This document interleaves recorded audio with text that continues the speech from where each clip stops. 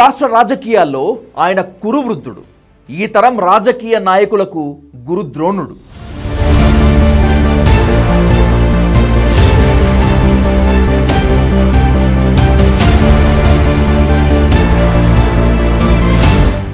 Visionary politics కి care of address, టెక్నాలజీని వాడటంలో బాస్లకే boss.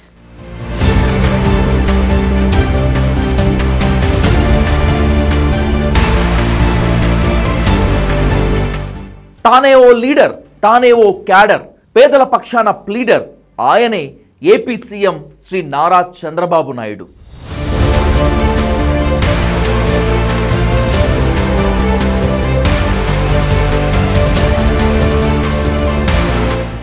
Nara Chandrababu Naidu అను నేను అంటూ ఉమ్మడి ఆంధ్రప్రదేశ్ ముఖ్యమంత్రిగా చంద్రబాబు ప్రమాణ స్వీకారం చేసి నేటికి సరిగ్గా 30 ఏళ్లు గడిచింది. 1995 సెప్టెంబర్ 1న ఆయన తొలిసారి సీఎంగా ప్రమాణ స్వీకారం చేశారు. ఇవాల్టితో ఆయన సీఎంగా 5443వ రోజులోకి అడుగుపెట్టారు. ఈ 3 దశాబ్దాల్లో ఆయన అటు ఉమ్మడి ఏపీపై, ఇటు విభజిత ఏపీపై ఓ సీఎంగానే కాకుండా ఓ సీఈఓగా తనదైన ముద్ర వేసుకున్నారు.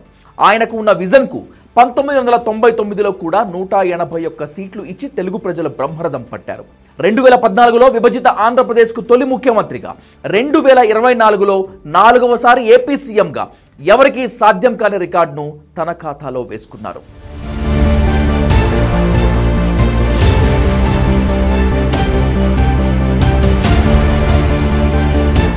ఈ 3 దశాబ్దాల ప్రజాసేవలో, పరిపాలనలో తనదైన ముద్ర వేసుకున్నారు చంద్రబాబు.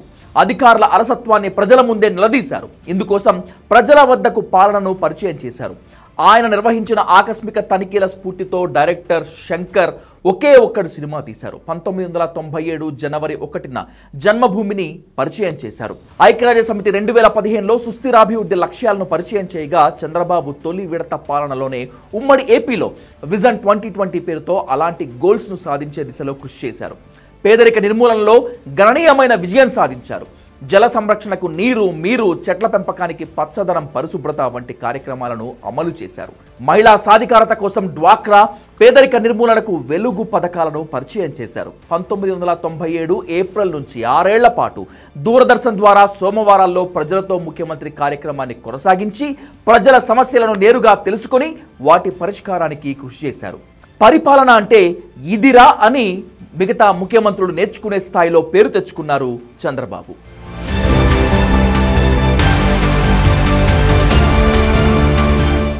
తొలి విడతలోనే ఆయన తనదైన వర్కింగ్ స్టైల్తో ఉమ్మడి ఏపీకి సీఈఓగా పేరు సంపాదించుకున్నారు. గుట్టలు కొండలుగా ఉండే హైదరాబాద్ మాదాపూర్ ప్రాంతంలో 14 నెలల వ్యవధిలో హైటెక్ సిటీని నిర్మించారు. 1998 నవంబర్ 22న నాటి ప్రధాని వాజ్పేయి చేతుల మీదుగా ప్రారంభించారు. అప్పటి అమెరికా అధ్యక్షుడిని బిల్ గేట్స్ ను హైదరాబాద్ కు పిలిపించి భాగ్యనగరానికి మైక్రోసాఫ్ట్ ను తీసుకొచ్చారు. 1999లో 2వసారి సీఎం అయ్యాక రాష్ట్రాన్ని 3 ఏళ్ల పాటు కరువు వెంటాడింది. విద్యుత్ సంస్కరణల కారణంగా కరెంటు ఛార్జీల పెంపుతో రాష్ట్ర వ్యాప్తంగా ఉద్యమాలు ఉద్భవించాయి. ఇలాంటి ప్రతికూలతల్లోనూ చంద్రబాబు సుపరిపాలన దిశలో వెళ్లారు. దళారుల వ్యవస్థలకు అడ్డుకట్ట వేసి రైతులు తమ పంటలను అమ్ముకునేలా రైతు బజార్లను పరిచయం చేశారు. 2003 తిరుపతి మహానాడులో 1 కోటి వరాల ప్రకటన చేసి బలహీన వర్గాలకు ఇళ్లు, ఇళ్ల పట్టాలు, రేషన్ కార్డులు, దీపం పథకం కింద గ్యాస్ కనెక్షన్లు, మైనార్టీలకు దుకాన్ ఔర్ మకాన్ సౌకర్యం పథకం కింద గ్రామీణ పేద ఆడపిల్లలకు సైకిళ్లు వంటి ఎన్నో వరాలను అందించారు. పరిపాలనకు ప్రతికూలతను అడ్డు కాదు అని నిరూపించారు.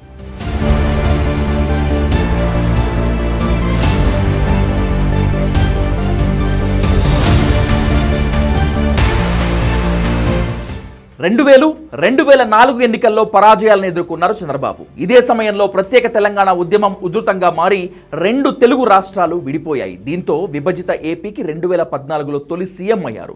అటు రాష్ట్రానికి రాజధాని లేదు, ఇటు ఉన్నట్టుండి పరిపాలన వేరయ్యింది. దీంతో అడ్డంకులను అధిగమిస్తూనే అమరావతికి రూపకల్పన చేశారు. పోలవరం ప్రాజెక్టును పట్టాలెక్కించారు. నదుల అనుసంధానానికి శ్రీకారం చుట్టారు. పట్టిసీమ ప్రాజెక్టును శంకుస్థాపన చేసిన 6 నెలల్లోనే అందుబాటులోకి తీసుకొచ్చారు. 2019 ఎన్నికల్లో ఓటమి పాలై వైసీపీ పాలనలో ఎన్నో నిర్బంధాలు, అవమానాలను ఎదుర్కొన్నారు. కానీ తరువాత జనసేన, బీజేపీలను కలుపుకొని 2024 ఎన్నికల్లో అఖండ ప్రజాదరణతో 4వసారి సీఎంగా బాధ్యతలు చేపట్టారు. వైసీపీ పాలనలో జరిగిన నష్టాలను పూడ్చుకుంటూ విధ్వంసమైన రాష్ట్రాన్ని పునర్నిర్మాణం చేసే బాధ్యతను తలకెత్తుకొని ముందుకు సాగుతూనే వృద్ధాప్య వితంతు పెన్షన్లను నెలకు 4,000 రూపాయలకు పెంచారు. దీపం 2.0 పథకం కింద ఏటా 3 ఉచిత వంట గ్యాస్ సిలిండర్లు ఇస్తున్నారు. రైతులకు అన్నదాత సుఖీభవ అనే పథకాన్ని అమలు చేస్తున్నారు. మహిళలకు ఉచిత బస్సు ప్రయాణ సౌకర్యం కల్పిస్తున్నారు. ఇలాంటి మహోన్నత కార్యక్రమాలకు శ్రీకారం చుట్టారు కాబట్టే ఆయనకు ప్రజల మనిషిగా పేరుంది. ఎప్పటికప్పుడు ట్రెండ్ ఫాలో అవుతారు కాబట్టే ఆయనను అభిమానులంతా 70 ఏళ్ల యువకుడు అంటారు. ఆ లక్షణాలే ఆయన్ను 4 సార్లు సీఎంను చేశాయి. 30 ఏళ్లు తిరుగులేని రాజకీయ నాయకుడిని చేశాయి.